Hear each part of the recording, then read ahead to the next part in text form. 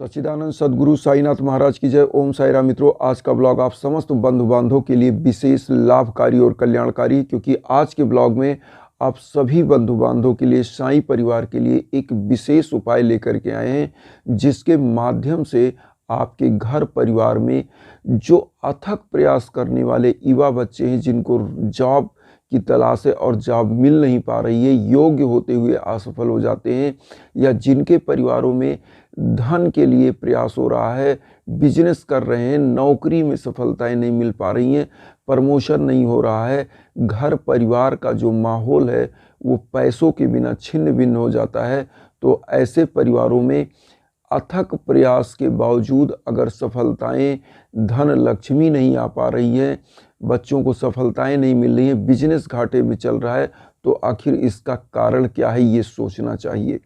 और जिस दिन आप ये सोचते हैं उसी दिन से आपकी पॉजिटिविटी शुरू होती है, क्योंकि बहुत सारे परिवार कर्म को तो प्रधान समझते ही हैं, और रामायण में लिखा भी हुआ है कि कर्म प्रधान विश्व करी राखा, वही है वही जो राम रच रखा। यहाँ पर विरोधाभासी चीज़ें लिखी हुई है। क्या लिखा है कि कर्म प्रधान है और विश्व करी रखा, पूरा विश्व करता है कर्म को, लेकिन होगा क्या, जो ईश्वर ने किया है। तो यहाँ पर कहने का मतलब, कर्म तो प्रधान है, लेकिन 1% जो भाग है, 99% कर्म, 1% भाग वो डिसाइड करता है। तो यहाँ पर आपको कर्म तो करना ही करना है, लेकिन 1% भाग्य के लिए प्रभु श्री साईं के चरणों में भी आपको आना चाहिए। और आप देखिएगा, दिन दूना रात चौगुना आपका बिजनेस, आपकी तरक्की, परिवार में खुशियाँ, बच्चों को सफलताएं, जॉब में सफलताएं, हर तरफ तरक्की मिलेगा। तो करना क्या चाहिए? सबसे पहले आपको लेना क्या है, आप ले लीजिए 5 फूल लौंग ले लीजिएगा, और उसके बाद एक आप घी का दीपक ले लीजिएगा, और थोड़ा सा अगर कहीं से मिल जाए तो पीला पुष्प ले लीजिएगा, 5 पीला पुष्प भी ले लीजिएगा। और उसके बाद आप साईं बाबा के सम्मुख धूप दीप जला दीजिए, और सुगंधित वातावरण करके घी का दीपक जलाइए, और एक मंत्र का आपको जाप करना है। जो मंत्र मैं अक्सर बताता हूँ वो कर सकते हैं, या एक मंत्र जो भी आप साईं बाबा का जानते हैं वो भी कर सकते हैं। तो आपको मंत्र कौन सा करना है? ओम सिद्ध संकल्पाय नमः। चूँकि ये बहुत ही सिद्ध मंत्र है, ओम सिद्ध संकल्पाय नमः। इस मंत्र का आपको 108 बार जाप करना है, और अपने संकल्पों को आपको करना क्या है, एक कागज में लिख लेना है। और जो 5 फूल लवंग आपने लिया है, ये साईं बाबा के सम्मुख 5 फूल लवंग उसी कागज में, जिसमें आपने अपनी सभी मनोकामनाएं लिखी है, उसी कागज में लपेट करके साईं बाबा के श्री चरणों में अर्पित कर दीजिएगा।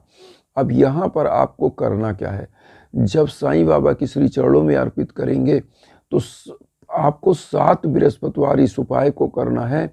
तो अब हर बृहस्पतिवार आपको कागज में नहीं लिखना है, ना लवंग चढ़ाना है, केवल पुष्प चढ़ाना रहेगा बाबा के श्री चरणों में। और पुष्प चढ़ाइएगा, वही जब मंत्र आप जाप करते हैं, ओम सिद्ध संकल्पाय नमः, जो हम आपकी स्क्रीन पर भी दे रहे हैं। और उसके बाद आपको क्या करना है कि 7वें बृहस्पतिवार को इस लवंग को और कागज को आपको क्या करना है, किसी पीपल वृक्ष के नीचे या किसी बहते हुए नदी में ये कहते हुए आप डालिएगा कि प्रभु, मेरे घर में जो बाधा है, मेरे भाग्य में जो बाधा है, उन बाधाओं को समाप्त करके मेरे परिवार को, मुझे तरक्की प्रदान करिए, और जो भी बाधा है इन बाधाओं को समाप्त करिए। और इतना कहते हुए आप प्रणाम करके घर आ जाइएगा। घर आने के बाद आप क्या करिएगा, लास्ट वाले दिन आप मिश्री का और किशमिश का भोग लगा दीजिएगा बाबा को प्रसाद के रूप में, और एक लोटे में जल कर लीजिएगा। पूरे घर में आप जल को छिड़क दीजिएगा, एक पुष्प डाल के या एक आम का पत्ता डाल के पूरे घर में छिड़किएगा। और जो लोटे में जल होगा, उस जल को थोड़ा थोड़ा चरणामृत के रूप में लोगों में बांट दीजिएगा, और मिश्री और किशमिश भी प्रसाद के रूप में लोगों में बांट दीजिएगा। क्योंकि कोई भी जब आप बाबा के जो है इसमें उपाय करते हैं, तो उस समय भोग लगा के प्रसाद वितरित करना चाहिए लास्ट समय में। और जब ये प्रसाद बढ़ जाता है इसका मतलब आपका कार्य परिपूर्ण हो गया है। अब यहाँ पर सबसे बड़ी बात आती है कि 7 बृहस्पतिवार आपने इसको किया, 5 फूल लौंग और वो चीज़ें आपने कर दी पीपल वृक्ष के नीचे या नदी में डाल दिया। अब यहाँ पर आपको करना क्या है, जब भी साईं बाबा की पूजा करें तो एक चीज़ ज़रूर करें कि जो भी भोग लगाइए इस भोग में से कुछ भोग आप जो है किसी पेड़ की जड़ के नीचे रख दीजिए या ऐसे जगह डाल दीजिए जहाँ चिड़िया या कोई भी ऐसी चींटियाँ खा सके। जितना ही ये चिड़िया या चींटियाँ आपका चढ़ाया हुआ भोग मिश्री किशमिश खाएंगी उतना ही आपके भाग्य का जो बाधा है वो रिड्यूस होगा, ख़त्म होगा।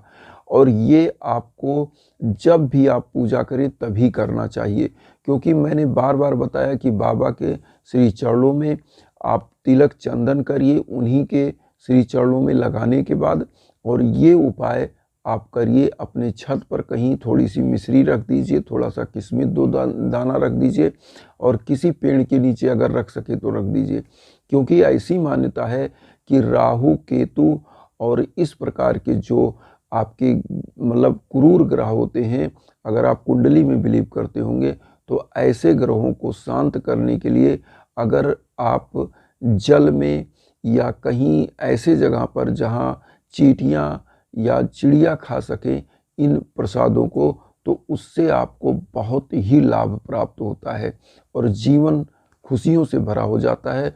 तो वसुधैव कुटुंबकम की जो भावना में हम ये आपके साथ जुड़े रहते हैं, इसमें आप अपना आशीर्वाद चैनल को सब्सक्राइब करके दीजिएगा और उन साईं भक्तों तक वीडियो को ज़रूर शेयर करिएगा जो किन्हीं कारणों से कष्ट में हैं, दुख में हैं। इसी के साथ ओम साई राम।